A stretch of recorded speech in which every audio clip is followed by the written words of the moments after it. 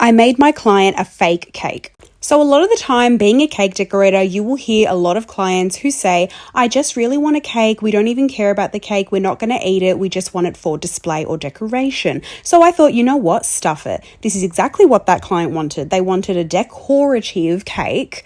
They wanted it to be just sitting on the table, not even going to eat it. So I thought, why would I waste good ingredients and make you a cake when you don't even want to eat it and you have no intentions of eating it, nor do you care about the worth of this cake? So you're getting a fake cake, okay? So I decided I'm going to get some wooden boxes, cardboard boxes from Spotlight. I spray painted it white because they were a brown neutral color, and then I painted it using acrylic paint. I just used white and a little bit of red just to get the pink shade that I wanted. And then to pipe, I used some Loyal piping tips. No, I'm not going to use them again for real cakes. These are just going to go into a little Ziploc bag in the cupboard. Because I'm not even using cream, I'm using spack filler.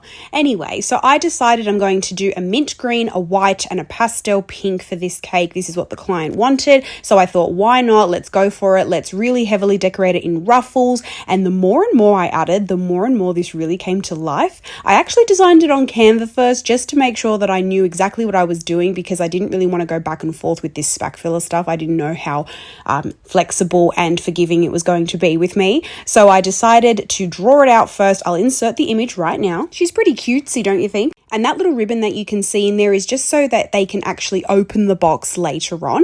And it's a little piece of velvet pink ribbon that I hot glued. Now, to actually adhere this all to the board, I probably should have showed you that from the beginning. I used hot glue and that kind of held it all together. You can use the spack filler with a bit of water, and I've noticed that that does work. But to stick it to a cake board, I would highly recommend that you use hot glue.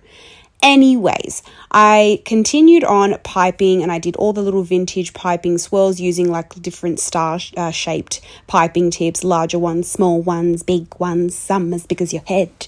But it really started to come to life and look like a very pretty frilly cake. And so this is what I would suggest. The next time a client comes and says, I don't really care about the cake, I don't want to eat it, this is what you should give them. Give them a fake cake, because they don't care anyway. And then you know what you can say? You're getting value for your money, doll, because then you get to keep this forever and ever and ever, and you can reuse it for all your occasions so that you never have to spend any money on a cake ever, ever, ever again.